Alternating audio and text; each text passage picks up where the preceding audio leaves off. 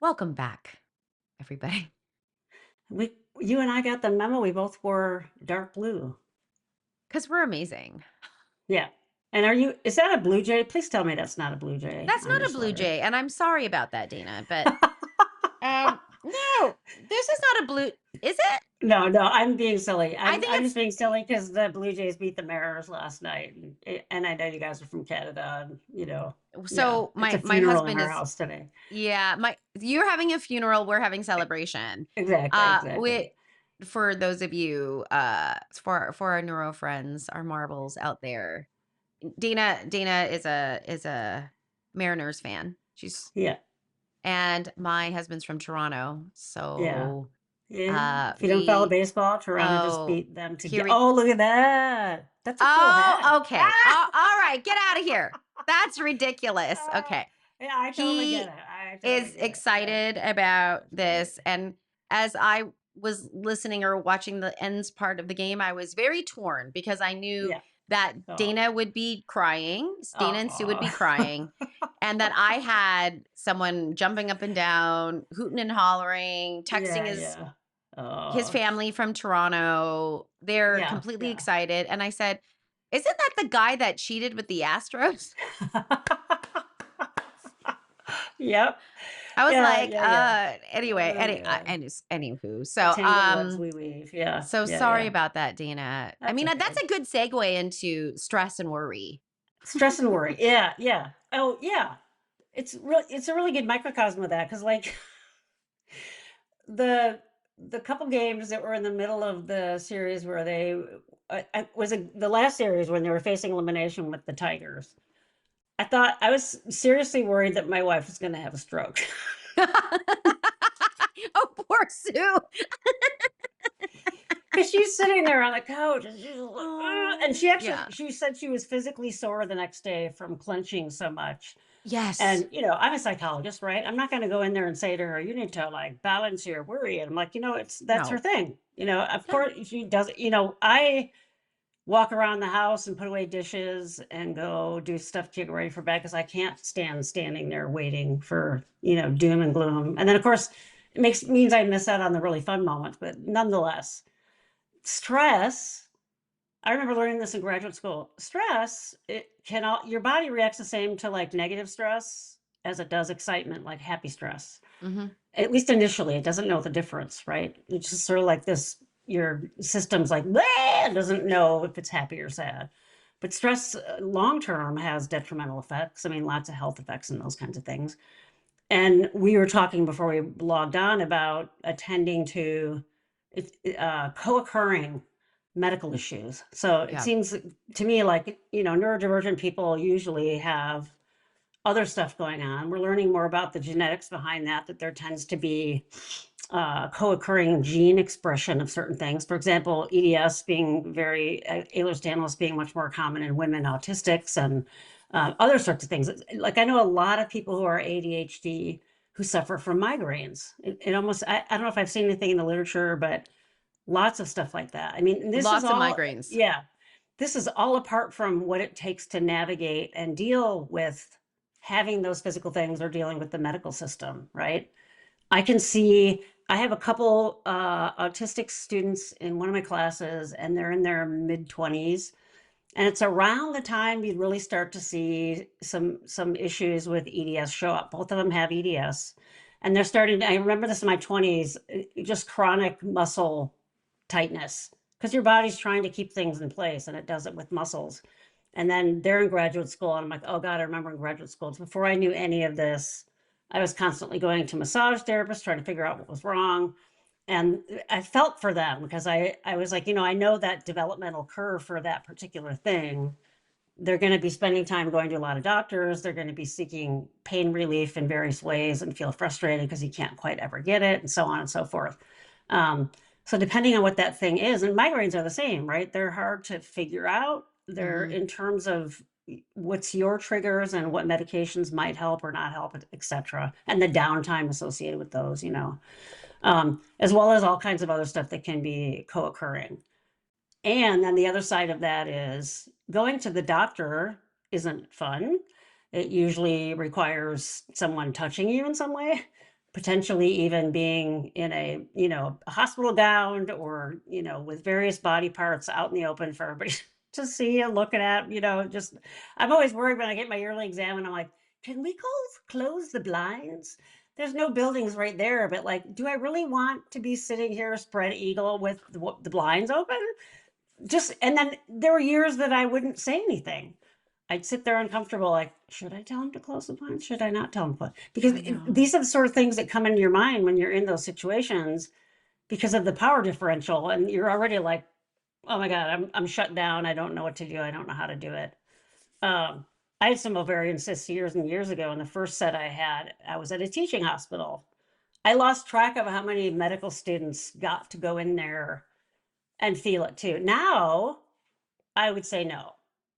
Even if it's a teaching hospital, I would, if the guy asked me, the doctor asked me, would you mind letting some students feel the cyst? I'd be like, no.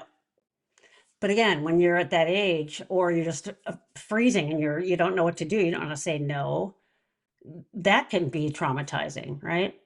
Let alone this idea of trying to advocate for yourself in those medical systems for various things that we've talked about, I think, on another episode. But we really want to talk about sort of the inner stress of these things, and then your systems around you. One of those, I've had 2 ovarian rupture cyst surgeries. The first one I had was before I met my husband. The second one was after I had. He was so sweet. He just sort of sat there in the hospital all the time if I needed anything.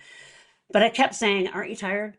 Don't you want to go home and take a rest? No, I want to make sure you're okay. Now I'd be like, laying in this hospital bed with you sitting there staring at me isn't helping.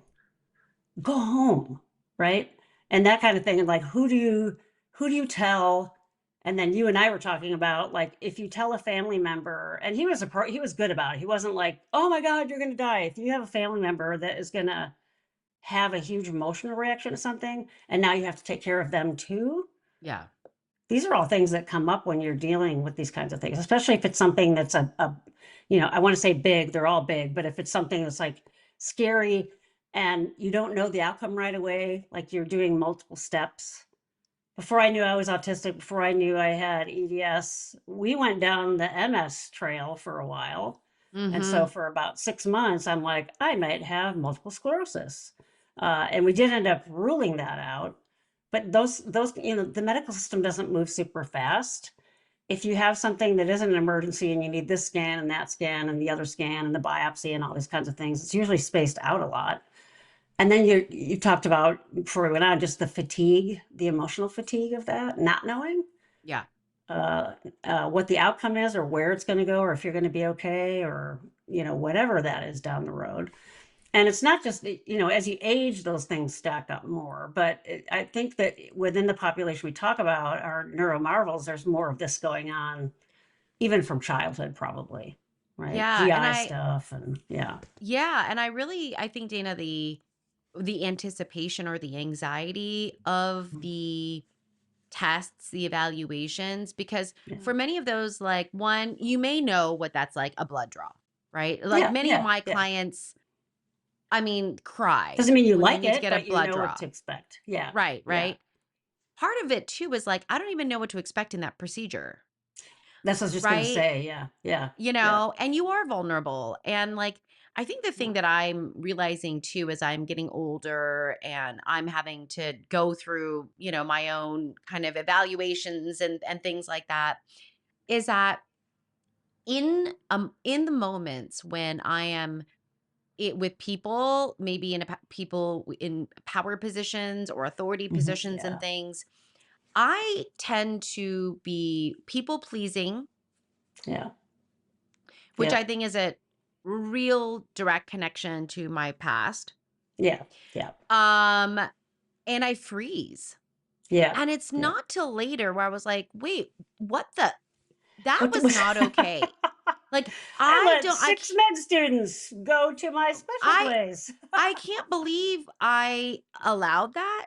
Yeah, I yeah, yeah, consented to that, yeah, that I'm yeah, okay with that, yeah, and I'm finding myself like now it's like, thank God I know psychiatrists because they're like, "Do you need something before you yeah, go?" Because I'm like, I'm so yeah, anxious, I'm so nervous, I'm yeah, so whatever. And, no, like it still takes a lot of cognitive energy to yeah, be mindful and to calm your nervous system yeah, and to yeah. blah, blah, blah. Like I want to punch it in the face. Like that's what I want to do after a Right. certain while, Yeah. right? Yeah, Like you're it's talking like, about, like, yeah, what to yeah, expect having an MRI and how yeah, loud it is, and I've had so many of them, but I still remember the first one they had for my sinuses. Uh, I didn't know what to expect. mm, I'm not claustrophobic per se, yeah, but I me too. the guy even said, "Here's a little thing button to hit. If you get Yeah, afraid, yeah, just hit the button." And I'm like, "I'll be fine." And I was fine when I first got in there, and I talked myself into a panic attack. I just I couldn't do it, and I hit the button, and then we ended up having to do it another time, and they give you if you can get Valium ahead of time, but then you need a ride home, and it's not that you're not aware of it, you just don't care, right? But how would you know to ask for that if you've never had that before? I love what you did because I've done that too with the weird noises. You were trying to do songs to it, and yeah, I had this whole fantasy one time of these were like the sounds of an alien ship, and I was up in this alien ship, and it was so cool because they were taking me somewhere else. yeah. You almost No, seriously. you have to do those sorts of things, but how would you know if you've never had it done before?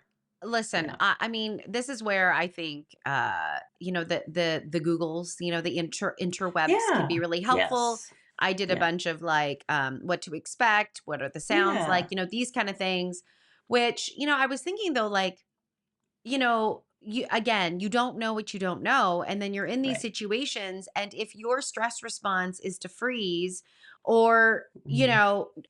to Get like out because a literally, lot of people will right. avoid going at all because it's too Now you're scary. like Yeah. back at, now you're chasing. I mean, Yeah. we just don't do enough of education. We don't do Yeah. enough like education surrounding these things, Yeah. and I think like, but the mental fatigue, like I think a lot about my clients who are always in medical procedures because Yeah. they're, Yeah. they've got, medication where they need to have blood drawn every month, let's just say, Yeah. is a good Yeah. example of Yeah. that. They've got situations where they're needing surgeries or they do need to be Mhm. put under for certain medical Yeah. procedures because it's just too stressful. Like, Yeah. what Yeah. to expect in those situations. Yeah. Yeah. So there's a running stress, I think, with this. And Yeah. if you don't know yourself and what you need, how to articulate those things. Sometimes you might know you need help, but you don't know what to ask for, how to ask Yeah. for it, what are the words to say. Yep. That's another thing that I see.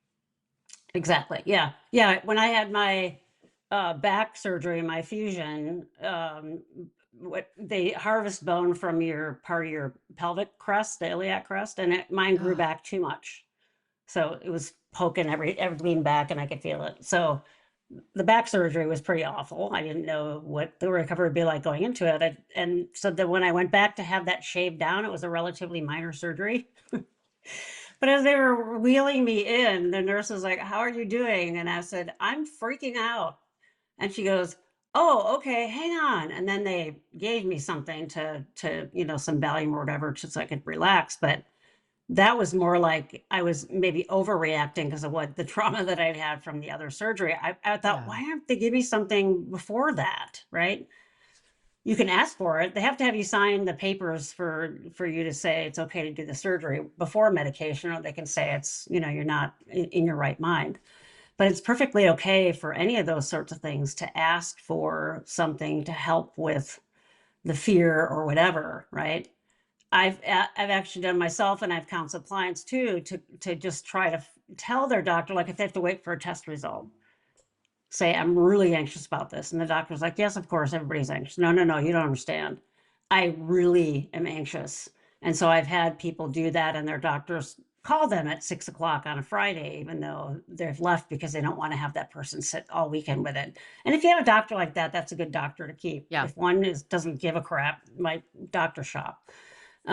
But these are sorts of things that probably aren't going to go down in number as you age. They're probably going to go up, right? Because there's certain tests you should get at certain Yeah. ages and those kinds of things. Um, but it's so hard. So that there's the fight or flight. So the flight one's big. I have a lot of clients that just avoid anything to do with medical tests at all. And then, like you said, that freeze piece, I get there, I don't know how to advocate for myself, or I just don't know what's going on. How do you advocate when you don't know what's going on? And it's okay to tell someone I'm having a really hard time with this right now. And Yeah. especially nurses. Nurses are they're sent, if there is a God, they are sent straight from there. Yes, I would agree. They are so usually so wonderful. And they're the ones that if you tell them, I need some help with this or whatever, they're usually right there to help, right? Yeah. Because they just have a little bit more time, and that's some of what they're there to do. Doctors don't necessarily have that time.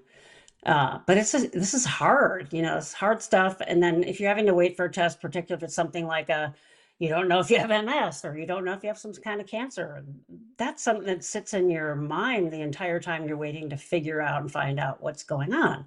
And usually in those kinds of scenarios, you'll get a test and you're thinking this will be the end all be all. And they'll be like, well, it's not abnormal, but it didn't really give us the answer we want.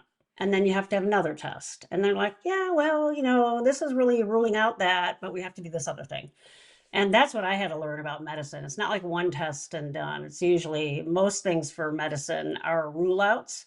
Some you can see the thing straightforward, what they're looking for. But a lot of times there are lots of things that can cause symptoms or findings on a scan or something along those lines. And then you just have to kind of deal with that, right? Yeah. Yeah. Yeah. Yep. And Yep. advocate. Yeah. I don't mind sharing, I had a funny looking spot on a mammogram, must have been a couple years ago now, and they wanted to do a biopsy. And I'm like, okay, biopsy. Looked it up online, saw how they do it. And I thought this could be a problem because I have to lay on my stomach with my head to the side, and I have such bad cervical vertebrae that's going to be a problem. So I got there, I tried it, I couldn't. They said you have to lay that way for like 20 minutes. I said I literally can't do this. I'm going to pull my neck out and cause a problem. And I thought, how dumb that they have the little holes there for your breasts to go into, and they didn't have a hole for your mouth, for your face. I'm like, do it like a massage table so people don't have to turn their head to the side. And then I'm like, a man must have made this table, because if it was a woman, she'd right. So they were trying to figure out what to do, and I had to have mine sitting in a chair, which is not what they normally do. It took 4 times as long. It was probably 4 times more painful. But I kept thinking, they kept saying too, we can stop if you want, but then you'll have to come back and we have to try again. I'm like, just do what you need to do now. That was horrible. It was a horrible, and granted, it ended up being no big deal. It was just a weird looking thing that I have. It's not cancerous. But those are those sort of things did I think that was going to happen when I walked in there? I had no idea. No Yeah, clue. you don't know how the procedure's done. Yeah. So you don't know how anxious you're going to be, decision making, executive functioning, we have an issue with already. And when Yeah. you're under stress, you're not going to do quick decision making well at all. Yeah. So it tends to be like, oh, okay, because you Yeah. just don't know what to do. Yeah. Yeah. Yeah. There's a huge overwhelm. And, the other thing we don't do in societally is prepare people with emotional regulation skills. Yeah. We just don't do that. Like, we don't Right. talk about how to have emotions or Mhm. how to manage emotions, what Mhm. they mean. Yeah. It's not until people actually go into therapy that Yeah. we actually manually kind of teach these skills. But Yeah. that's not something that's taught in a No. curriculum No. anywhere, No. and these are exactly what we need because these things are normal. They happen, Yeah. and you're right, as you age, someone told me, like, for women, it's like, we grow things in our uterus like barnacles. Yeah. And I died. I was like, Barnacles will died, show up. died. So It's a anyway, I good mean, way I to put think it. like Yeah. Yeah. this is something for us, but it's like, know yourself, know how you manage stress and what kind Mhm. of mindfulness strategy, how do you calm Mhm. yourself? And Yeah. sometimes the Yeah. way you calm yourself is to educate yourself. It's not Yeah. necessarily, Yeah. like, but I just don't rely on the system to educate you on No, but procedures and what's happening. And you're right. Going on the internet now is great. You can find almost any procedure and you can even ask them, what is the name of this? So you can look it Yeah. up. Yeah. And if you're going to have various types of tests, the tech, if you tell them I'm very nervous, um, they want you to come clean with them because they want to help you get through that. So like years ago when I would get an MRI, they'd wheel you in there. You had no idea how long you're going to be in there or what. Now they wheel you in there and they say, we're going to do 7 different scans and I will tell you how long each one's going to last. So you'll get in there and they'll say, okay, we're going to do this first scan. It's going to be 3 minutes. And then how are you doing? They'll do the next scan. It's going to be 7 minutes. And that doesn't just, it's not just that one person that's like, oh, I should do this for this poor person. That's been research about those particular tests in terms of anxiety control. There's also some, if you have to be able to hear, they can put headphones on you and give you music, and they can stop the music to talk to you. The place that I go also has this little mirror system in what goes over your head so that you can see out, and it can trick your brain into thinking you're not all the way in there. And that, I'm like, great, someone came up with that because they know people get anxious when you're So wheeled into this scary. tube and you can't get out, right? Yeah. So those kinds of things, knowing what to expect and asking what to expect, and some of those things people have asked me, do you want us to tell you what's going on as we do it, or do you not want us to say anything? And that's great because then they're asking you what your preference is, right? Yeah. Do you want to know what's Yeah. going on every little step? Do you not want to know? Yeah. And so it's okay to say, I need that, or I'm anxious, or please help me through this because I'm super anxious. I don't know what to expect.